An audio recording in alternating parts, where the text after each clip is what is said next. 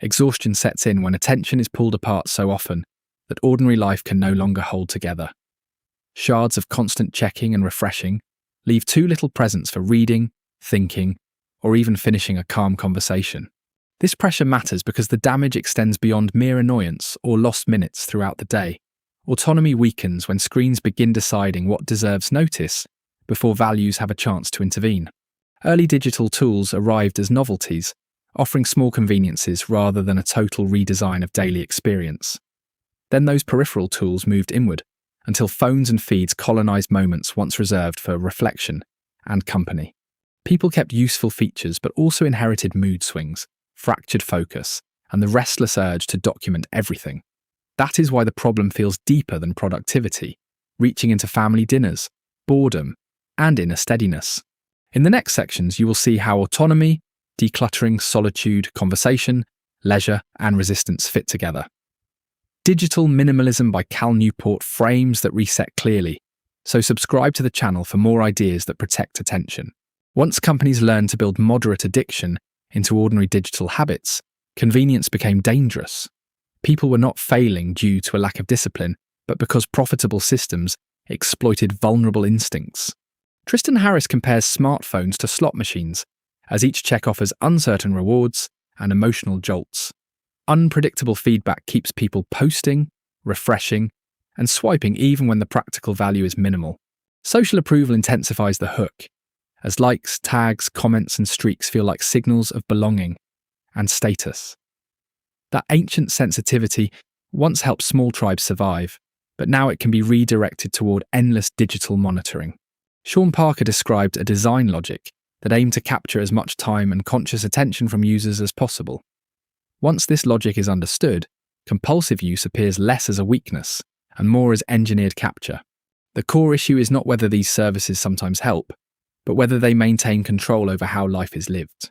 When that control is lost, useful tools become forces that quietly shape behavior, mood, and expectation. Small hacks seem appealing because they promise relief without requiring a thorough re-evaluation of what truly matters in life. However, mere tips cannot counteract designs supported by money, culture, and psychology that constantly push for more engagement. True change begins by asking which tools strongly support deep values rather than merely offering minor diversions or conveniences. This question leads to a minimalist standard where less technology can create more clarity, freedom, and satisfaction. Clutter matters because every additional service demands time and attention, even when its individual benefit appears harmless in isolation. Optimization matters because a helpful tool still needs guidelines about when it should be used and what purpose it serves. Intentionality matters because making deliberate choices gives people a lasting sense of meaning that mere convenience cannot provide. Examples throughout the discussion show people quitting social media, switching to flip phones, or sharply narrowing how platforms are used. These decisions appear extreme only from a culture that treats constant connection as normal and thoughtful limits as deprivation. A minimalist life is therefore not anti-technology, but pro-value, pro-selectivity, and pro-control. Gradual reform often fails because old habits reclaim territory before new standards become sturdy enough to hold.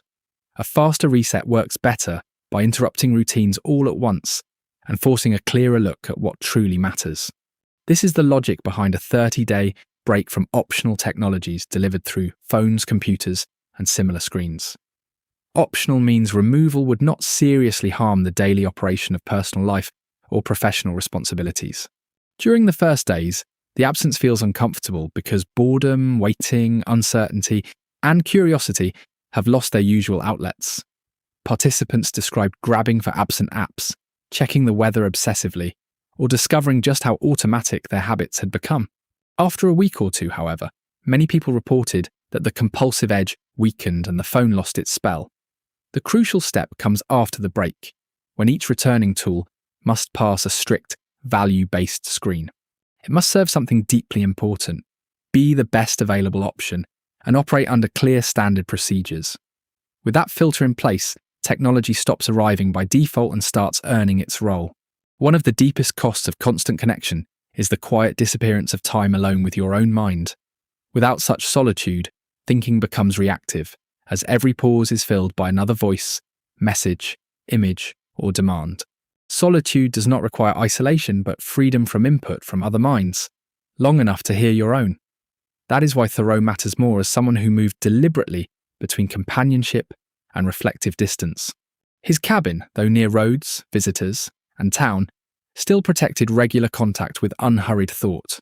That cycle reappears in examples like Lincoln, who left the crowded White House for quieter summer evenings. Walking is especially powerful because it gives the mind room to sort problems, gratitude, memory, and unresolved tension. Long walks without headphones or phone chatter turn movement into a source of productive aloneness.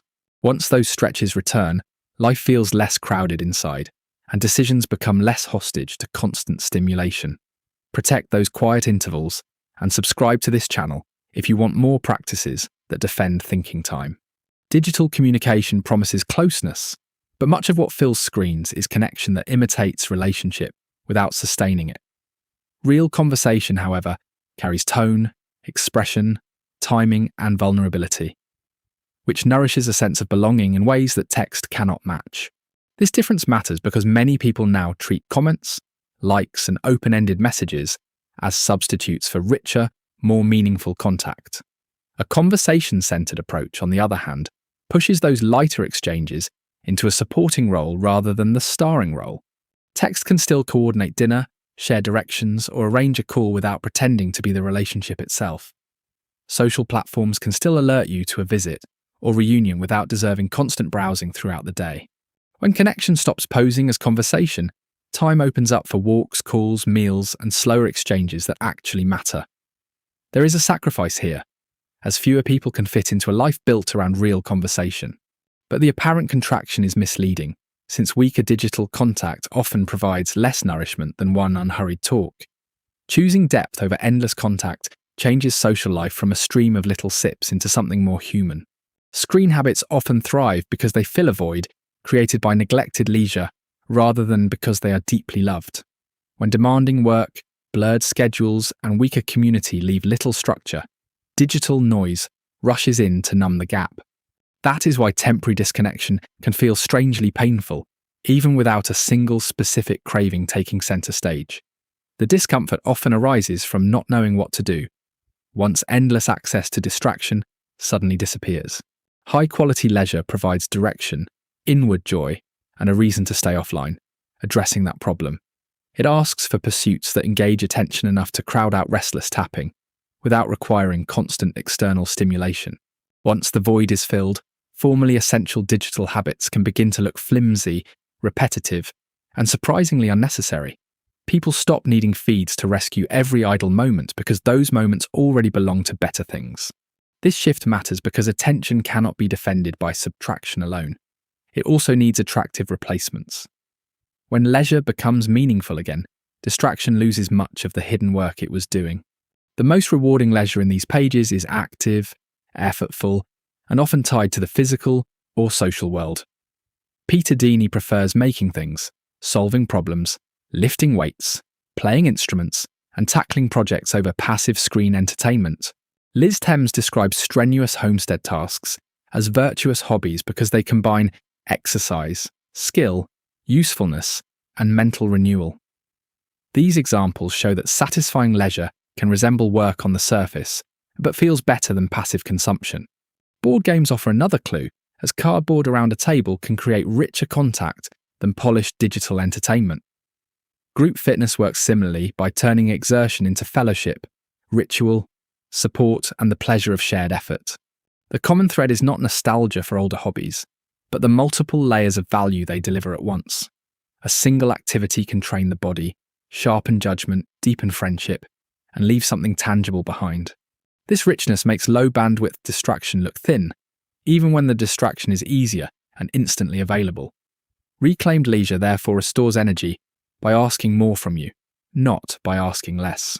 Resisting the attention economy requires more than good intentions because the battle is unequal and always ongoing. Companies prefer a simple idea of use, where once you join, every integrated feature can start competing for your attention. Minimalists respond with operating procedures that specify when, where, and how each service may be used. That can mean checking Facebook on a computer once a week, instead of carrying its temptations in your pocket. It can mean default blocking by schedule, so distracting sites remain inaccessible except during pre-selected windows. It can mean using a platform for a narrow purpose and then exiting it quickly, like a professional. These rules turn engagement into a deliberate strike instead of open-ended wandering inside someone else's maze. Used this way, digital tools can still deliver news, coordination, art, or community without taking far more than they give. The point is not purity but resistance, because intentional use cuts directly against the business model of constant engagement. When rules are strict enough, you can take value from attention traps without living inside them. A better digital life begins when we treat attention as something precious, defending it with philosophy and practice. Control returns not through heroic willpower, but through fewer tools, clearer rules, richer leisure, and protected solitude. Conversation reclaims relationships, walking reopens thought, and active hobbies give free time a shape that screens cannot easily invade. The decluttering matters because it interrupts inertia and creates space to decide what truly deserves to return. Operating procedures matter because every returning tool needs boundaries strong enough to resist commercial pressure. Intentionality matters because meaning grows when people choose their commitments instead of inheriting them from default settings. This approach does not require rejecting useful technology or pretending modern tools offer no genuine benefits. It asks for something harder and better, which is the courage to keep benefits while refusing needless clutter. Once values lead and tools follow, everyday life regains room for presence, depth, and deliberate satisfaction. If you want more grounded ideas like these, subscribe to the channel so each new breakdown supports a calmer digital life.